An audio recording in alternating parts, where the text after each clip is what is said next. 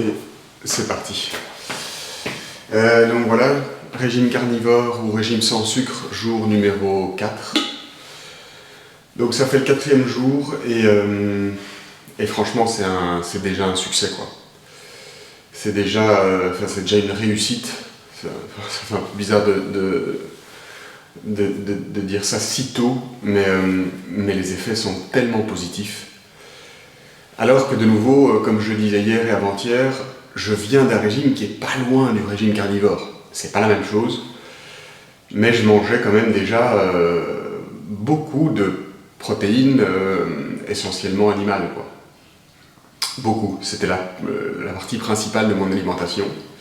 Mais il y avait encore des sucres, un tout petit peu de sucre lent, de féculents quand même de temps en temps, pour recharger mes réserves en glycogène, enfin de ce que je pensais. Surtout après un long effort. Il y avait quelques fruits aussi, même chose, donc des carbs, des sucres, et un peu de légumes de temps en temps. Et à côté de ça, évidemment, carnivore, etc. Et moi, je pensais que c'était optimal, enfin, je veux dire, et je le pense toujours, que en tout cas c'est très proche de mon optimum. Mais là, en faisant le test, le test une 3e fois, parce qu'en fait c'est la 3e fois que je fais ce test carnivore, mais là avec des petites modifications, je le fais un peu plus sérieusement et en me connaissant mieux, et c'est mieux quoi. Franchement, alors que je viens, voilà, vraiment pas d'un truc complètement étranger, quoi. Il n'y a pas une adaptation de malade que mon corps doit faire. Ce qui arrive parfois, et ça prend alors du coup une ou 2 semaines, c'est ce qu'on appelle la keto flu. C'est qu'on a des petits symptômes, il peut y avoir en fait un peu des petites diarrhées au début, mais assez légères. Et en fait, c'est pas des diarrhées, c'est les fluides que notre alimentation sucrée gardait en nous, en fait. Ce qui provoque par exemple la cellulite chez les femmes, qu'il y a beaucoup chez les femmes, mais aussi d'une manière générale chez les hommes aussi. Quand on alimente une alimentation sucrée, en fait, on garde beaucoup de fluides en soi. Et de graisse, et tout ça est emprisonné en fait sous la peau et parfois provoque de la graisse, soit viscérale à l'intérieur, autour des viscères, autour des organes, soit de la graisse extérieure et ça provoque un surpoids ou de l'obésité qu'on voit, quoi. Et c'est pas bon du tout, ça nous met dans des situations prédiabétiques où on a une très mauvaise gestion de l'insuline. Donc en gros, on a des pics de glucose dans son sang qui font des bonds gigantesques. Ce qui explique qu'on a des coups de fatigue gigantesques, surtout après avoir mangé, genre typiquement après le lunch. Enfin, c'est pas bon, quoi. Une alimentation sucrée, c'est clairement pas bon. Mais donc la question en 1000 balles, c'est par quoi est-ce qu'on la remplace ?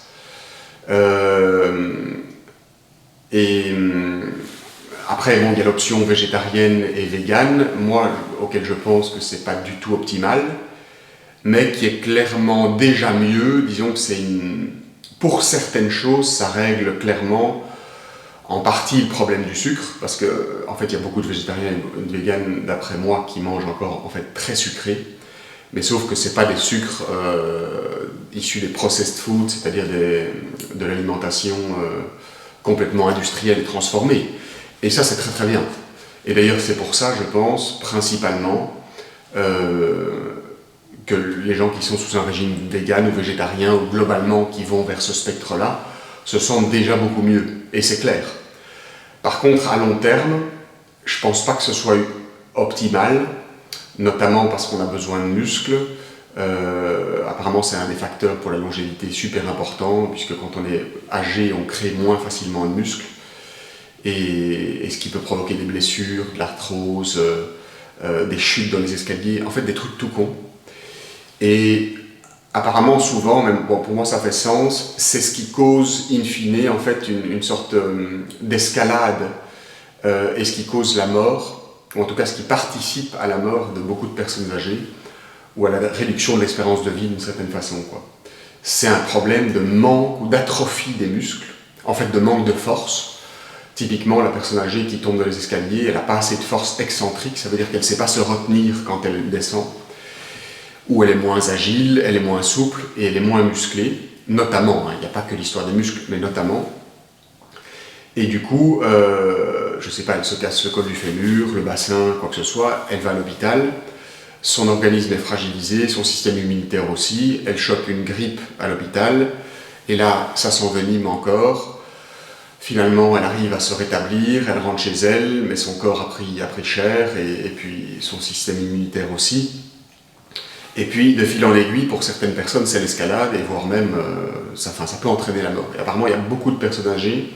Enfin, la longévité, donc le fait de vivre plus ou moins longtemps, est très fort corrélé en fait à avoir une force suffisante, même apparemment dans la force de la main en fait, hein, mais dans certains muscles principaux, pour éviter en fait l'escalade ou l'effet boule de neige de différentes blessures, quoi. Mais donc voilà, comme d'hab j'ai un peu débordé, là où je m'éparpille un peu, mais c'est très important. Et donc le régime carnivore, clairement, participe à ça. Et donc voilà, ce que je voulais dire, c'est que le régime vegan ou végétarien, c'est déjà une bonne première étape, et c'est pour ça que les gens, concrètement, je serais le dernier des cons de dire qu'ils se sentent pas bien. Quand on passe d'une alimentation omnivore, classique, aux États-Unis, ils parlent de SAD, c'est marrant parce que c'est un peu un jeu de mots avec le fait d'être triste, SAD, mais c'est Standard American Diet, donc une alimentation américaine standard, quoi. Alors nous, on n'est peut-être pas des Américains, mais bon, voilà, il y a beaucoup de gens qui mangent quand même mal, avec beaucoup de sucre rapide, beaucoup de processed food, de nourriture industrielle, énormément de sucre, des sucres rapides, etc. Et puis le régime vegan et végétarien, bien évidemment, réduit tout ça. Et on mange des choses beaucoup plus saines, en tout cas plus saines dans l'échelle de la santé, si vous voulez, et en fait, même pour le dire encore plus simplement, des vraies choses, enfin des vrais aliments, quoi.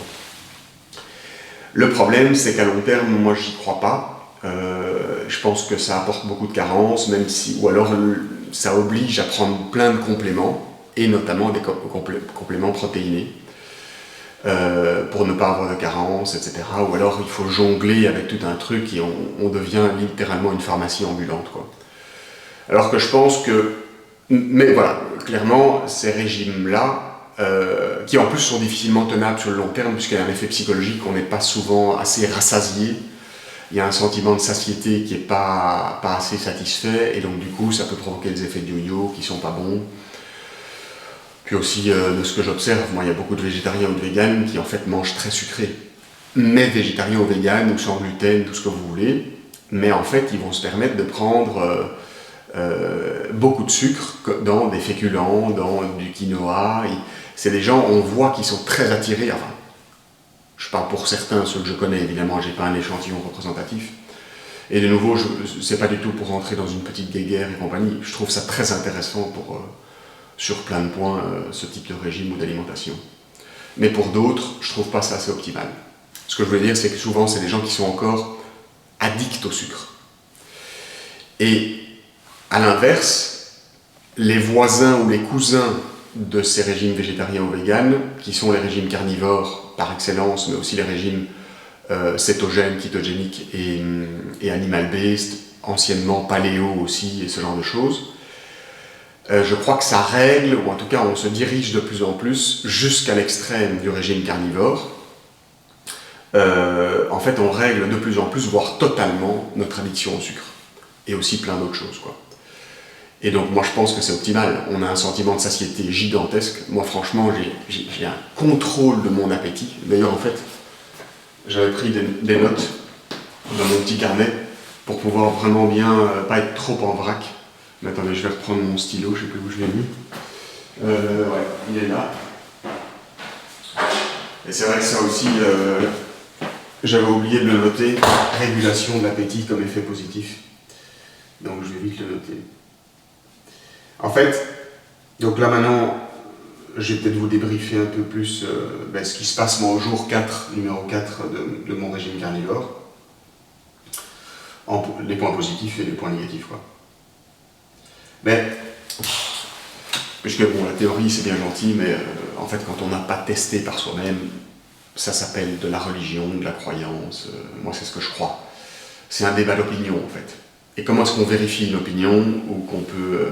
c'est pas un cours d'épistémologie, hein, mais je veux dire, c'est quand même important de savoir en fait comment est-ce qu'on quelles sont les connaissances sur lesquelles on s'appuie pour vivre, en fait, hein, puisque là on parle de notre santé. Mais je trouve qu'en fait c'est vite des guéguerres d'opinion, de chapelle. En plus, voilà, de nouveau, je suis parti là-dessus, vegan, végétarien, carnivore, processed food, pas processed food, il faut prendre du plaisir pour manger, ou on mange juste pour l'énergie, ou c'est un peu de tout ça, sportif, pas sportif. Tout ça, c'est des différences de profil, d'opinion, de croyances, de religion même, ou de culture. Et pour moi, bon, c'est important, hein, c'est un discours de table, quoi, en fait, de dîner, mais on ne peut pas se baser là-dessus avec certitude. Enfin, je veux dire, pour transformer ses opinions, ses croyances dans des vérités jusqu'à preuve du contraire, hein, parce qu'évidemment, moi je vois les vérités comme évolutives. Mais je veux dire comme stable et fiable, comme plus costaud ou plus solide qu'une opinion. Ben, je crois qu'il n'y a rien d'autre que le tester par soi-même. Moi, je suis à 100% pour l'expérimentation, évidemment dans la mesure où ça reste safe et bon pour la santé, évidemment. Mais même la science est bourrée de religion, est bourrée de croyances, et d'ailleurs la science avance vraiment dans tous les sens, elle va parfois dans des sens uniques. Les scientifiques ont eux-mêmes des croyances, des dogmes qui sont imprégnés dans leurs hypothèses. C'est comme ça qu'elle avance. Et ça a été prouvé plein de fois, il y a plein de fausses croyances dans la science. Mais le processus scientifique, la méthode scientifique, quand elle est bien faite, malheureusement on le sait de moins en moins, ben, a pour but de lever justement ces croyances, c'est-à-dire de vérifier par l'expérience. Et donc pour moi, une vraie attitude scientifique, il ne faut pas spécialement être dans un laboratoire, c'est tester les choses par soi-même, quoi. Et donc là, ce que je fais, bon, j'ai pas envie de me mettre la casquette scientifique ou de me lancer des fleurs comme ça, mais ouais, moi je trouve que pour moi, en fait, c'est le discours en tout cas c'est le discours que je tiens pour moi, que c'est une bonne attitude scientifique. C'est-à-dire que j'ai tout un panel, l'alimentation m'intéresse, la nutrition m'intéresse, je vois le lien entre la santé et l'alimentation, enfin je comprends, ça fait sens, je suis dans cette passe-là de ma vie et je veux devenir, oh, c'est nouveau con, mais ouais, la meilleure version de moi-même, préparer mon avenir, mais même déjà profiter ici maintenant d'être présent de la meilleure manière, être dans la meilleure santé possible, à tous les points de vue, hein, psychologique, physiologique, etc. Et pour ça, je veux creuser la question de la nutrition. J'ai déjà été un peu à tâtons à gauche, à droite, mais maintenant il y a cette histoire de régime de carnivore, dont je ne sais pas si c'est une croyance, une religion, une folie, un truc, une zine, ou une maniaquerie de, je sais pas, d'un sportif ou d'un scientifique ou d'un médecin, ou est-ce que justement c'est avéré, quoi. Et donc du coup je le teste par moi-même. Donc tout ça pour dire que c'est important de revenir un peu à ce que j'écris sur ce carnet, c'est-à-dire en fait vraiment ce que moi je sens, quoi. Et d'ailleurs c'est le but un peu de ce vlog ou de ces débriefs, c'est de vous expliquer jour après jour l'évolution des effets positifs. Mais donc, effet positif, si je reviens donc à mon expérience, on n'est qu'au jour 4, et rien que d'enlever le peu de sucre, les quelques fruits, les quelques fibres aussi, dans les légumes que je mangeais avant, et les quelques féculents, qui étaient déjà pas peu nombreux, et ça, je vois déjà un effet gigantesque. Un effet sur quoi? La régulation de mon appétit, comme je vous disais. J'ai mangé hier à 20h, j'ai mangé un peu plus tôt que d'habitude, et ça c'est top, enfin c'est conseillé, encore 20h c'est pas très tôt, hein. Il y a des gens qui mangent même à 4h, 5h. Bon, ça c'est... parfois c'est un peu compliqué socialement, quoi. Mais on dit que c'est très bon pour le sommeil. Et je le pense. Mais donc, bon, j'ai mangé à une heure normale, mais plutôt que la veille et l'avant-veille, vers 20h. Et honnêtement, aujourd'hui, mais sans forcer, je peux ne rien manger, mais absolument rien, jusqu'au soir, quoi. Sans forcer. Et sans avoir le ventre qui se contracte, qui se serre, qui a faim, qui fait ce qu'on appelle de l'autophagie et compagnie, ce qu'on voit souvent dans les gens qui font du jeûne intermittent ou le jeûne. Moi je l'ai fait et je le fais de temps en temps, pas systématiquement mais de temps en temps, même dans mon ancienne alimentation. Et c'est compliqué, enfin je veux dire ça demande un peu de discipline. À partir de midi, 13h, 14h, on pense à la nourriture, quoi. Et donc il faut se forcer et se dire non, je suis en jeûne, je ne mange pas avant 3h, 4h, voire même au soir si on fait au MAD, là, le fait de manger une fois par jour, quoi. Et quand on est en régime carnivore, en fait, on est tellement nourri nutritivement, donc en termes de santé, quoi, nutritivement, dans tous les nutriments dont on a besoin par les aliments, mais précisément, vraiment, moi je pense, excellent pour la santé, tous les types de viande et produits laitiers, mais qu'on a, on a un sentiment de satiété gigantesque, quoi. En gros, j'ai plus besoin de manger. À tel point que pour moi, le challenge, en plus qui est un profil un peu long, mince, qui illumine vite, qui transpire beaucoup, en fait, le challenge, il est l'inverse. C'est que je dois me forcer à manger. Et d'ailleurs, ce sera un peu un des objectifs dans les jours prochains.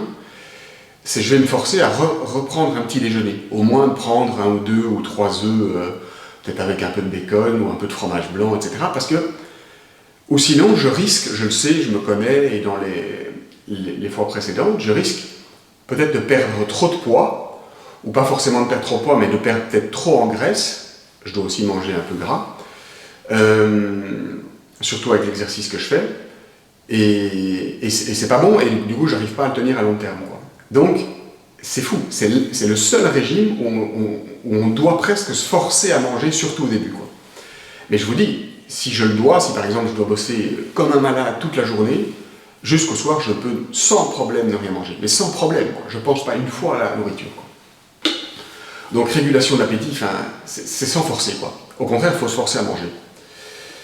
Après, deuxième lien qui est lié à ça, vous pouvez aller voir, enfin j'ai mis sur YouTube et sur Insta la photo de ma balance ce matin, et j'étais pas lourd, quoi. Je veux dire, je mesure 1m85, j'étais à 70, 77, 78 kilos au premier jour, il y a 4 jours, au premier jour du régime carnivore, et j'ai déjà perdu 2 kilos, quoi. Bon, après tout ça, il faut voir sur un peu le long terme, parfois au jour le jour, ça fluctue un peu. Mais donc, je dois me forcer à manger et je perds encore du poids, quoi. Et le plus fou, c'est qu'hier, je me suis même forcé hier midi surtout, à manger plus gras que d'habitude. J'ai pris 2 burgers de bœuf, très gras, Black Angus, comme ça, où il y avait 300 grammes, où il y avait beaucoup de gras, ça coulait de partout et je l'ai cuit dedans. Des tranches de bacon, du fromage gras, du Gouda, et que j'adore comme ça, avec un petit goût fruité. Et un autre fromage le soir, de la feta, et du fromage blanc, 5% de matière grasse, ce qui n'est pas rien, c'est pas énorme, mais c'est pas rien non plus, quoi. Et même avec ça, je perds du poids, quoi. Donc, régulation de l'appétit, mais régulation du poids, quoi.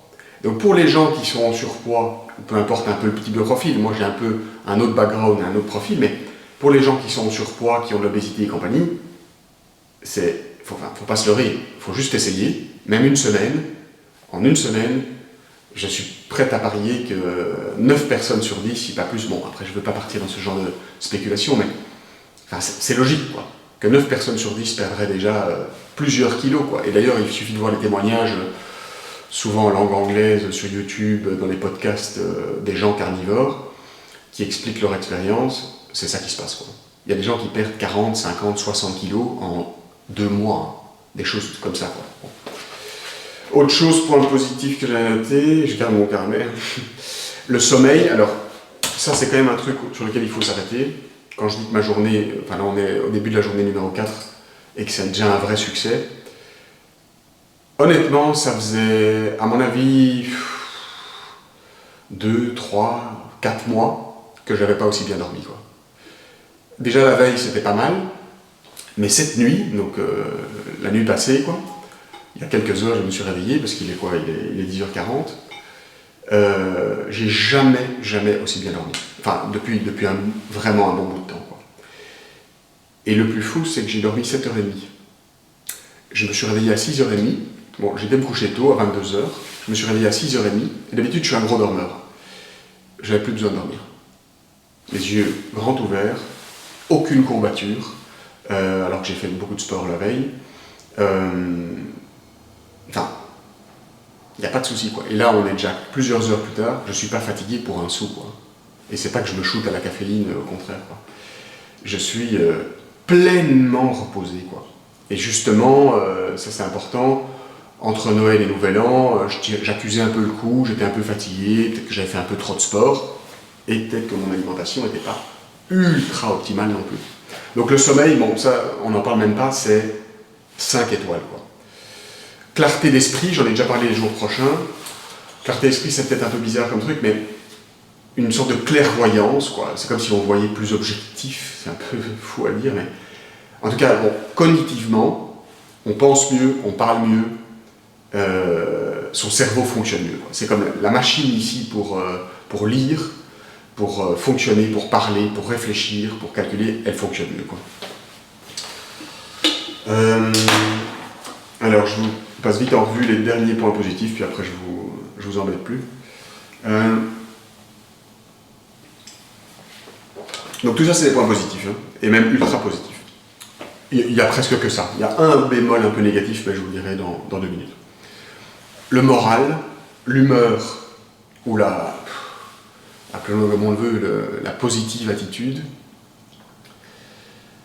Alors, oui, je fais des bains froids, oui, ça joue, et c'est même le but, donc je joue sur 2 tableaux.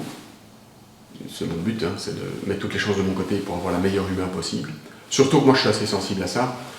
Je suis vite un peu boudeur, ronchon, je me lève du mauvais pied un jour sur 2, et du coup, mes relations en pâtissent, je suis désagréable, surtout quand je suis fatigué, etc. Tout ça est lié, évidemment. Mais ce matin, déjà hier je l'ai senti, mais ce matin, mon humeur, mon moral, si vous voulez, est... enfin, je vais de l'avant, j'ai des projets, j'ai pas le cafard, bon après il fait beau aussi, donc bon, tout ça, ça influence, je veux pas non plus être obnubilé par ça et ne pas voir les autres effets, parce qu'il n'y a pas que la nutrition non plus, mais c'est quand même un des putains de piliers, quoi. Donc l'humeur, bon, ça c'est dingue. Et il n'y a rien à faire quand on est de bonne humeur, mais je vous dis de super bonne humeur, ça change la vie, quoi. Un peu lié à ça aussi, mais tout le côté psychologique. D'ailleurs, je parlais à ça, parce que je parlais de ça, enfin je réfléchissais à ça hier, parce qu'il y a une personne sur YouTube qui m'a demandé, qui a mis un commentaire, justement parce qu'elle demande, il se demande si c'est pas une bonne chose de s'intéresser, enfin de tester le régime carnivore, ou sans sucre, ou dans ce spectre-là, en tout cas, pour des problèmes de crise de panique, de stress, d'anxiété, et tout ça. La réponse c'est oui, en majuscule, quoi. Bon, c'est lié un peu à au moral et à l'humeur dont je parlais juste avant, mais je ne connais plus le stress depuis quelques jours, quoi. Et après, évidemment, voilà, je sors du bain froid, je vais en refaire là maintenant, juste avant d'aller courir. Donc tout ça, ça joue, mais, et ça joue pour beaucoup aussi, parce que je pense que c'est très important aussi, la thérapie par le froid, et par le chaud aussi, puisque je fais beaucoup de sauna, mais ça plutôt le soir. Mais l'alimentation joue clairement pour ça. Et donc le côté stress, moi je suis très sensible par exemple au doute de moi.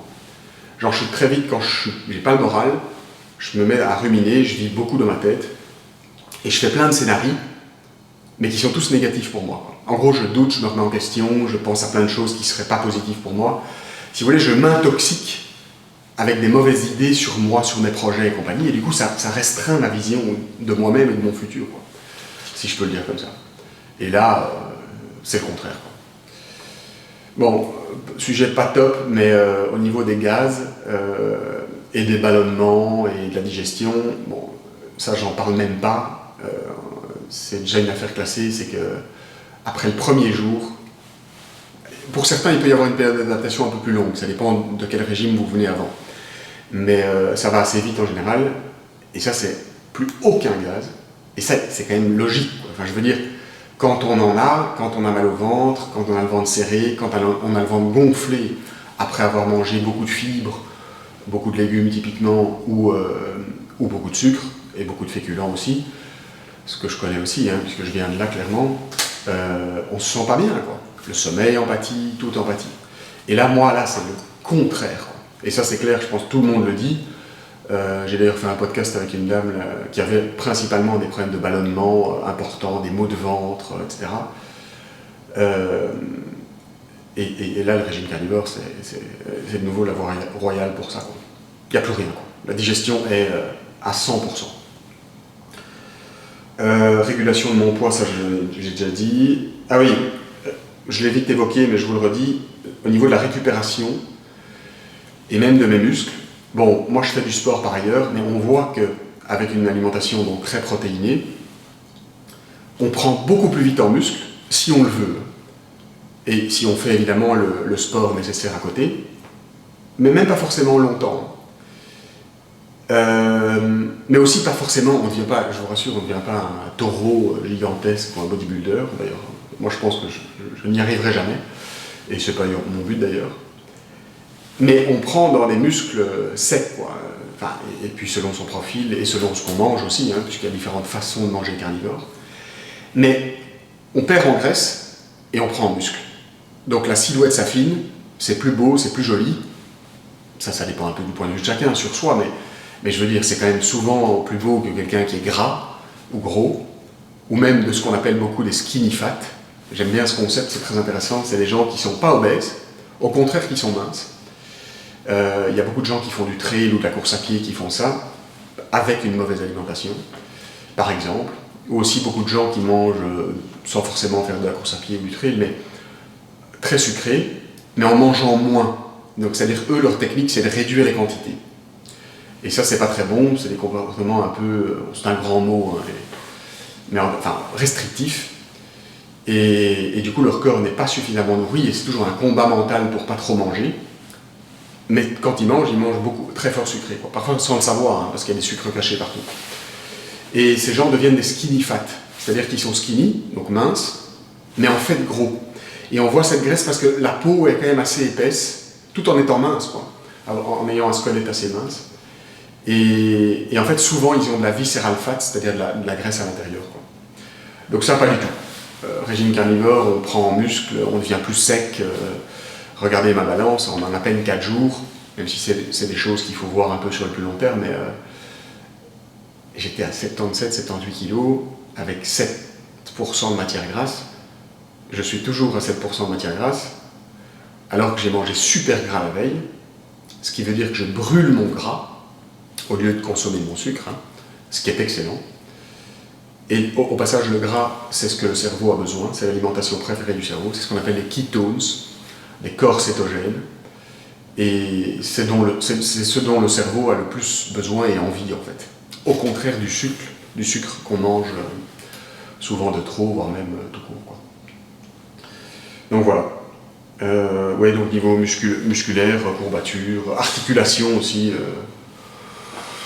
Je ne vais pas dire 100% parce qu'on n'est qu'au jour 4 et il faut qu'il y ait quand même un peu un espace d'évolution, mais c'est top, quoi. Donc voilà un peu le débrief aujourd'hui. Là je vais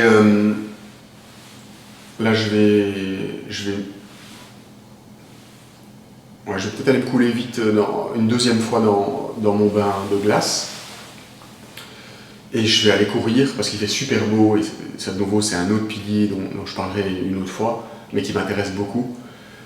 C'est que je vois que ma santé diffère quand je m'expose à la lumière du soleil, aux UV, en me protégeant évidemment quand la lumière est trop forte, hein, mais même l'hiver, quand il fait gris, il fait nuageux, mais le fait de sortir à l'extérieur au lieu d'être à l'intérieur devant un écran dans le noir, ou avec des lumières artificielles, et ça change ma santé, je le sens, notamment en termes de sommeil. Et même en termes de... comme toutes les petites idées, là, les petits bonshommes là, qui sont dans ma tête en train de parler, de toutes les voix, le discours, les idées ici qui s'entrechoquent constamment dans ma tête. Quand je passe du temps dehors, un peu comme quand on fait du sport, c'est plus calme, quoi, steady, quoi. Donc je vais aller courir dehors, sans doute avec ça, enfin sûrement. Et ça je vous en parlerai aussi une autre fois avec ce masque privatif d'oxygène. C'est un test, c'est pour muscler son cœur. Et je vais aller courir une demi-heure là-dessus, et après ce qui est très cool, c'est que je vois mon pote pour commencer à fabriquer des électrolytes. Donc des sels minéraux, en gros du magnésium, du potassium et du sodium. peut-être potentiellement un peu d'autres petites choses, mais c'est pas sûr. Et on veut faire un produit hyper propre, clean, le meilleur possible pour la santé, très facile d'utilisation et bon aussi. Ça va être un peu le challenge, je pense. Mais pas dégoûtant, quoi, parce que sinon, évidemment, on ne le prend pas. Ou plus difficilement. Et on veut faire ça pour, d'abord pour nous, quoi, hein, et puis après, peut-être qu'on le donnera à des gens qui en ont besoin. Enfin, en fait, tout le monde en a besoin. L'hydratation et les sels minéraux, c'est vraiment la base, quoi. C'est un truc qu'on ne connaît pas assez, quoi. Le magnésium notamment, mais aussi le sodium, en fait. Souvent, on prend le sodium, dérivé direct du sel. Hein. Après, il faut du bon sel et pas du mauvais, quoi. C'est pour ça que je prends du sel rose d'Himalaya, par exemple. Mais ça, je vous en parlerai une autre fois. Mais souvent, on pense que le sodium, c'est mauvais. Et en fait, c'est mauvais quand c'est couplé avec beaucoup de sucre. Et encore. Pour les gens qui ont des problèmes de pression artérielle, etc. Mais sinon, c'est absolument essentiel. Au contraire, ce qui est dangereux, c'est d'avoir trop peu d'électrolytes ou de sels minéraux dans son corps.